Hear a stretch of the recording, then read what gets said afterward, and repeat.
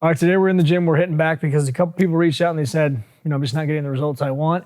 And I think I know exactly what that is. Also, hear me out on this. There's a certain type of person that likes these videos, snarky humor, workout tips. So I thought maybe as a whole can give that community a name. And the first thing that came to mind is the Megs.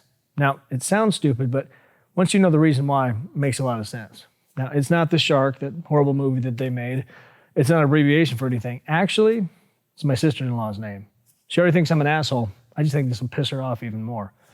It's that, or the chodes, your choice. So I've talked about different ways to make sure you're engaging that back more than your biceps. Specifically on certain exercises, keeping that elbow in a fixed position, or maybe you heard the analogy before of having hooks for hands, which is incredibly awful and unsettling, but if it works for you, keep doing that. But you can take that information, go out in the world, and still screw it up, because that's not everything.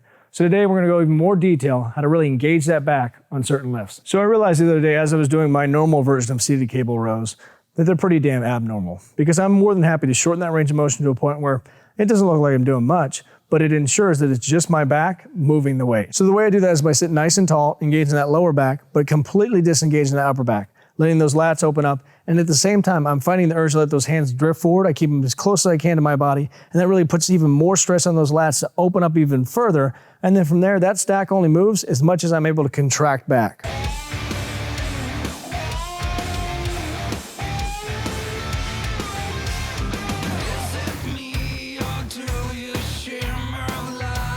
Now, when it comes to T-bar rows, unless you're staying a little bit more straight up and down trying to hit those traps, or maybe you're just giving that other thing a break for a while, stroking your ego instead by moving some heavy weight, which is fun to do sometimes, I think you're better served by going lighter, especially when you're trying to hit those lower lats. Two things on these. First, I always use 25s, because if I shorten the range of motion, it's gonna be on my terms, not because I got 45s on here and I'm smashing against my chest. And the second thing is I'm trying to stay parallel to the floor, because I have some people reach out and they said, how do you get these weird overdeveloped lower lats?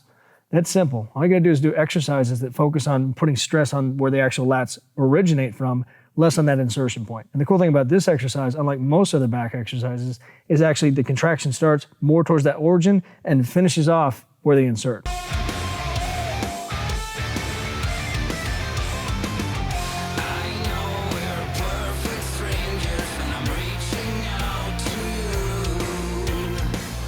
Maybe you're a little bit more risk adverse than me. You don't want to do an exercise where at any moment you can make a wrong move or sneeze and potentially shoot out your spine. But to me, it's worth the risk. The results are that good.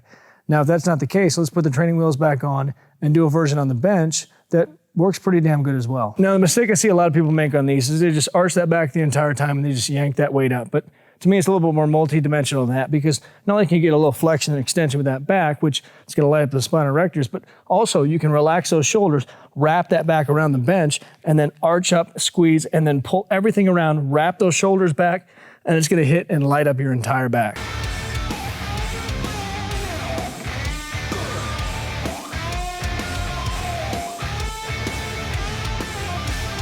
As always, like, subscribe, hit the notification bell, leave a comment for the video you want next, and get after it, get growing.